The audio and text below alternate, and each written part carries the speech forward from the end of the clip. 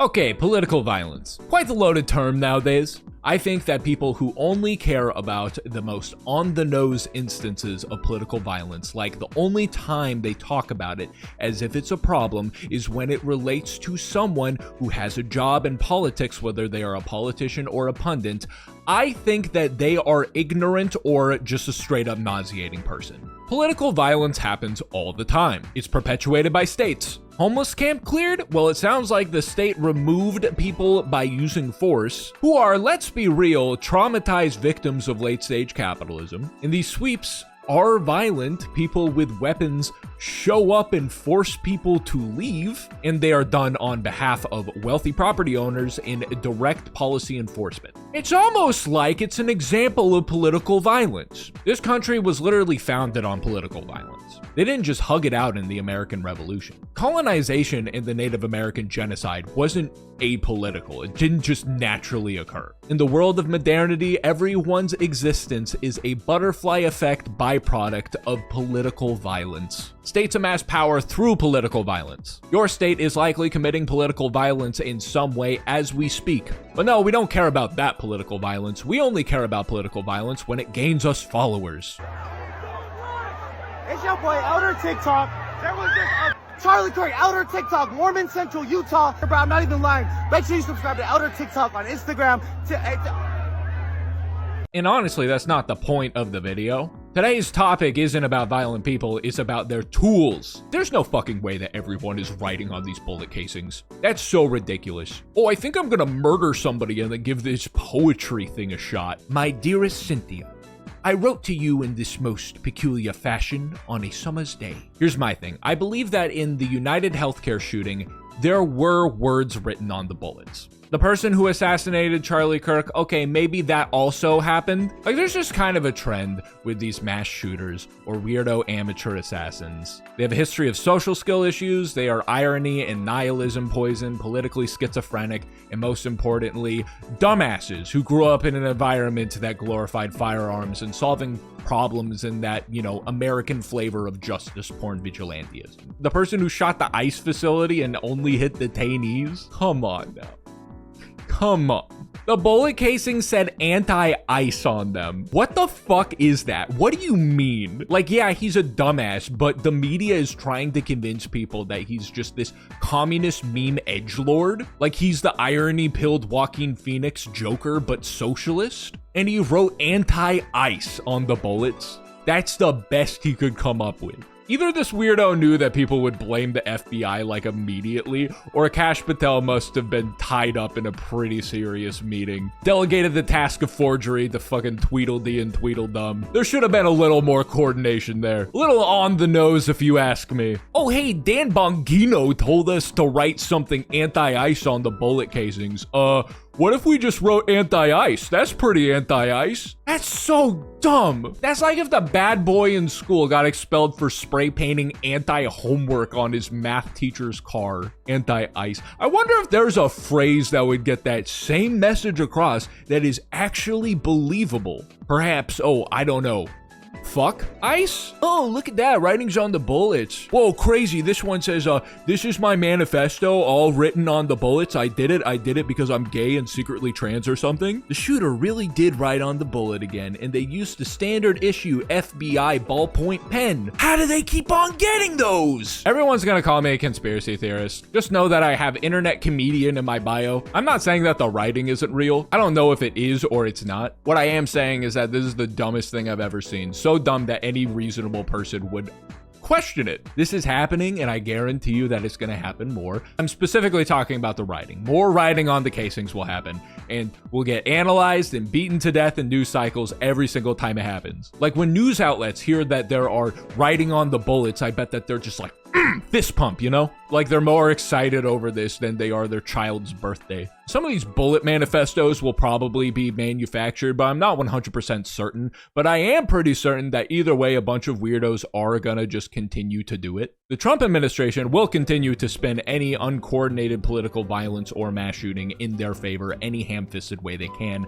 and we will never have any way of knowing the truth. And they're doing that by just blaming every violent act they can possibly think of on the left, and kind of changing their mind about them, kind of being like, oh, these people are violent. And they will do this with or without writing on bullet casings. Did the shooter think gay people shouldn't be executed on sight? Leftist. Did the shooter play Call of Duty World at War Zombies mode at any point in their life? Antifa. Did the shooter love their mom? Feminist. It's a really dumb strategy for Democrats, Republicans, whoever, to immediately and sloppily try to pin a political ideology on these people. That's always a losing strategy. With Tyler Robinson, it's I don't know, it seems like he got radicalized by Harambe getting shot.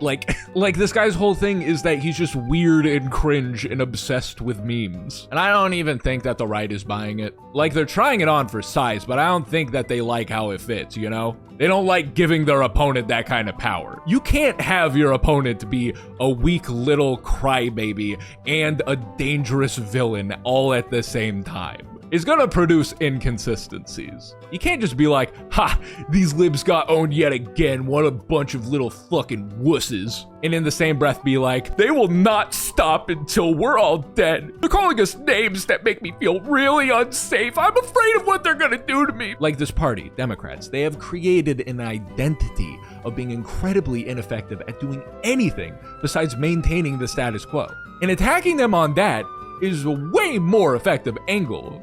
Right? To all the bright-eyed young people watching this video, did you know that Dems used to be anti-capital punishment? That was a hill that they would die on. They would never give that up. Fast forward to a couple years ago, progressives were begging Kamala Harris in a vital time of her campaign to make a statement on the extremely high-profile capital punishment case of Marcellus Williams. She was the head of the Democrats, the person they were trying to make the fucking president, and she didn't have a single thing to say because she didn't want to upset the moderates who love state-conducted murder of people who often turn out to be innocent. That's so dumb and annoying. Zero backbone. I wanted to give every Democrat who defended this a fucking swirly. This party can't do anything. They're terrified of their own shadow. You think they're gonna murder someone? The way Democrats have been attacking Zoran Mamdani as well, who is doing such a good job at mobilizing people to get involved and engaged in politics. He's the Democratic nominee for NYC mayor.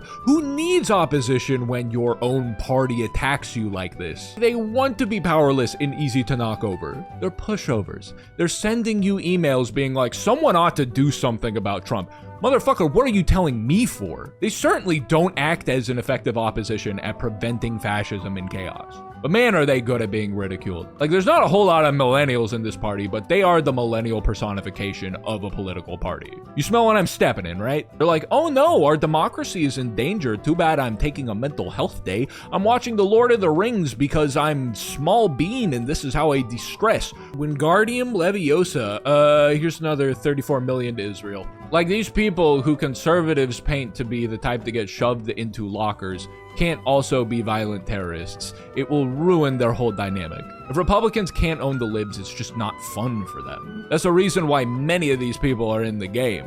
Owning the libs makes the Stockholm syndrome of worshiping people who are fucking over your entire class a little bit more, easier to maintain. I'm getting off topic, but the only thing I'll add is, dude, if you just learned what a groyper is, just shut the fuck up about groypers. It's so just maddening. Baby's first day on the internet. There is so much completely misunderstood and inaccurate descriptions and information about groypers being spread, and it's all from people who just found out about the term, looked it up after Tyler Robinson, causing more confusion about these fucking weirdos, and I promise you, they are all pointing and laughing at you. Just from the information we have, no, Tyler Robinson was not a groyper. You don't know what the fuck you're talking about. People genuinely don't understand internet culture. I saw Pepe the Frog in this Twitch chat. I think this streamer's a groyper. These are two different fucking frogs, you freak. I I know that CNN told you back in 2016 that Pepe was co-opted as a symbol of hate by the far right and you just internalized it, and you don't spend any time online and you don't understand that people around the world use Pepe in non-political contexts, and that it is not a fucking dog whistle, is an inseparable part of streaming culture, an emote of a funny frog often spammed in Twitch chats by people who don't have a political bone in their body. Yes, Pepe has a history of being used as an alt-right symbol, but we have moved past that. Groyper is the frog you want to be cautious of. Groyper is the symbol, mascot, whatever you want to call it, of the Groypers. Pepe is not automatically a Groyper symbol, and people look really dumb when they say otherwise. Like, you can still think that Pepe is a symbol of the right, but like, you need to admit that people don't use it universally like that. Like, whatever, the least you can do is enough research to know the frogs' names. I bet you think that this frog is Pepe too, don't you? The point I'm trying to make is, just shut the fuck up about things that you don't know anything about, please. Okay, that's it for me today. I got a Patreon, stuff and goodies on there. Show me my patrons. Bye-bye.